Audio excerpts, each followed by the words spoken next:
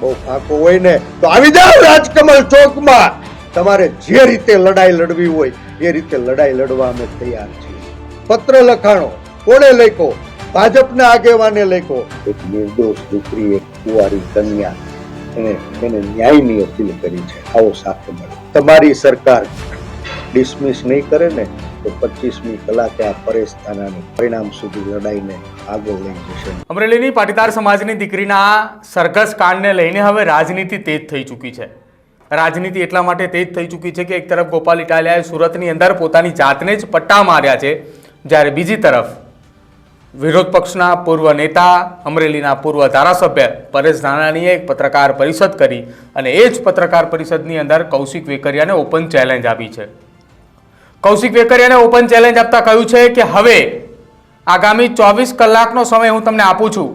અને 24 કલાકના સમય આપતા પરેશ ધાનાણીએ કહ્યું કે આવતીકાલ સાંજ સુધીની અંદર તમે અમરેલીની જનતા સમક્ષ આવો અને જો આ પત્રિકા કાંડ અને સરઘસ કાંડની અંદર તમારો કોઈ હાથ નથી, તમારો કોઈ વાંક નથી, તો હું જાહેરની અંદર તમારી માફી માંગુ છું.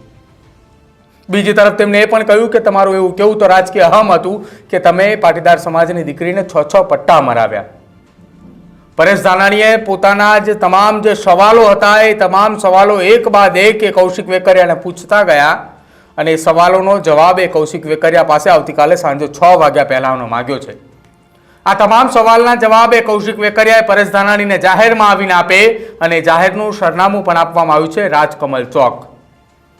અમરેલીના એ રાજકમલ ચોક ખાતે જાહેરમાં આવીને કૌશિક વેકરિયાને એ તમામ સવાલના જવાબ આપવા માટે કહ્યું અને એ સવાલો પણ પરેશ ધાનાણીએ અગાઉથી જ જાહેર કરી દીધા છે.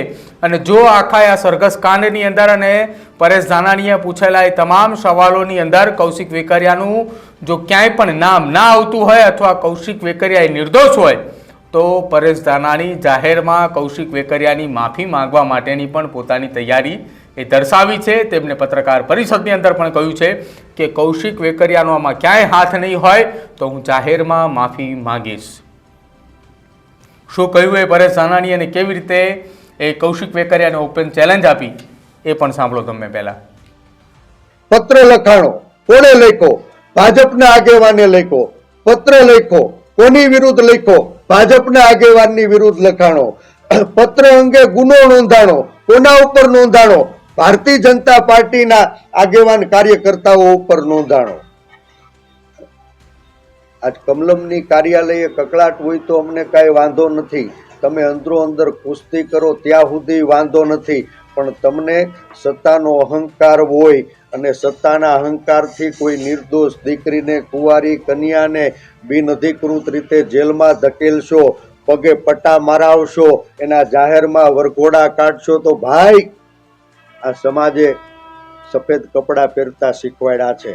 બહુ ફાકો હોય ને તો આવી જાવ રાજકમલ ચોકમાં. તમારે જે રીતે લડાઈ લડવી હોય એ રીતે લડાઈ લડવા અમે તૈયાર છીએ.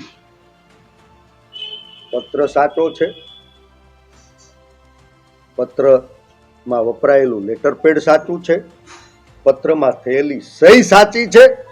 સત્તાના બળે પત્ર લખનારા લોકોને દબાવીને તમે નકલી ફરિયાદ દાખલ કરાવી શું સત્યને છુપાવી શકશો? તો આ હતી પરેશ ધાનાણીની કૌશિક વેકરિયાને ઓપન ચેલેન્જ. આ ઓપન ચેલેન્જની અંદર કૌશિક વેકરિયાને 8 થી 10 જેટલા સવાલો પૂછવામાં આવ્યા. આ સવાલોના જવાબ જે છે તે પરેશ ધાનાણીએ કૌશિક વેકરિયા પાસે માંગ્યા છે અને સવાલોના જવાબ માંગતા તેમણે એ પણ કહ્યું છે કે જો તમે સવાલોના જવાબ ના માંગી શકતા હોય તો તમે અમરેલીની જનતાની તમારે માફી પણ માંગવી પડશે. અને જો તમે સવાલોના જવાબ તમે આપી શકો છો, તમે નિર્દોષ છો, તો અમરેલીની જનતાની સામે જાહેરની અંદર હું કૌશિક વેકરિયાની માફી માંગીશ. બીજી તરફ પરેશ ધાનાણીએ પણ કહ્યું છે કે આવતીકાલ સાંજે એટલે કે 6 વાગ્યા સુધીનો તેમને આવતીકાલ સાંજનો સમય આપ્યો છે. એ 6 વાગ્યા બાદ પરેશ ધાનાણી એ અમરેલીના એ રાજકમલ ચોક ખાતે પોતે ઉપવાસ પર બેસવા માટેની પણ તૈયારી દર્શાવી છે. દીકરીને ન્યાય અપાવવા માટે પરેશ ધાનાણી ઉપવાસ પર બેસશે, જ્યારે બીજી તરફ દીકરીને ન્યાય અપાવવા માટે ગુજરાતની જનતાને ખમીર જગાડવા માટે ગોપાલ ઇટાલિયાએ પોતાની જાતને પટ્ટા પણ માર્યા છે. એટલે કે હવે ગુજરાતની રાજનીતિ એ તેજ થઈ ચૂકી છે અને એકમાત્ર એ કારણ એ પાટીદાર સમાજની દીકરીને ન્યાય અપાવવા માટે. આપને શું લાગી રહ્યું છે પરેશ ધાનાણીના નિવેદનથી? પરેશ ધાનાણીના અલ્ટિમેટમથી કૌશિક વેકરિયા ફૂલીને સામે આવે છે કે કેમ? જો આપ જાણતા હોય તો જરૂરથી અમારા કમેન્ટ સેક્શનની અંદર જણાવજો. જોતા રહેજો ન્યૂઝરૂમ. નમસ્કાર.